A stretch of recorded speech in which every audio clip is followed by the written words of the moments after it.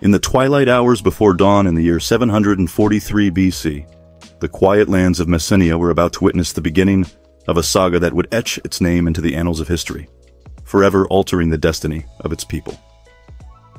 This is the story of the First Messenian War, a tale of valor, despair, and the unyielding spirit of a nation fighting for its freedom against the might of Sparta. Our story starts with a preview, not swords clashing. It shows a land torn by conflict. People fight subjugation, and heroes rise from despair. The stakes were high. Messenia's freedom was at risk, and its culture and heritage faced eradication. What value does this tale hold for you, the reader? These words don't just tell of battles. They tell of humanity's quest for freedom and dignity against overwhelming odds. The seeds of discord between Messenia and Sparta were sown long before the war began. They are deeply rooted in ethnic and regional tensions. It was a rivalry. It traced back to the mythic return of the Heraclidae. Dorians and Achaeans vied for dominance, yet the immediate spark for the war was deceptively mundane. A dispute over cattle theft. The Spartans led the attack. It was a surprise. Their kings were Alcmenes and Polydorus. They attacked Amphia. The city was unsuspecting. This marked the brutal start of the war. Someone launched an unprovoked attack. It was a sign of devastation to come to Messenia. The response from Messenia was swift. Under the leadership of King Euphaius, the Messenians rallied to defend their homeland. The king's speech to his people was a clarion call to arms, invoking the gods' favor and the justice of their cause. Euphaius's plan at first focused on fortification and defense. He prepared his people for the long struggle ahead.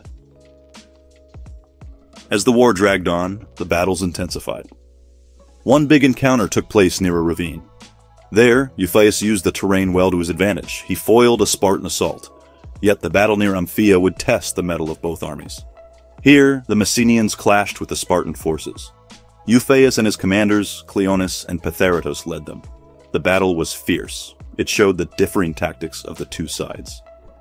The Spartans had an ordered phalanx. The Messenians fought with brave desperation. Despite their bravery, the Messenians had to retreat. They had to retreat to the fortified Mount Ithome. Here, they would decide the fate of Messenia. In desperation, the Messenians sought guidance from the oracle at Delphi. The oracle decreed a chilling sacrifice for victory. Heroism and tragedy marked the events that followed. They showed the war's brutal nature and the heavy toll it took on those caught in its wake. The Spartans, relentless in their pursuit of victory, eventually besieged Ithome. The siege lasted years. It wore down the defenders until a final Spartan assault led to the fall of the stronghold. The aftermath was grim. Someone conquered Messenia. Its people either fled, died, or became helots.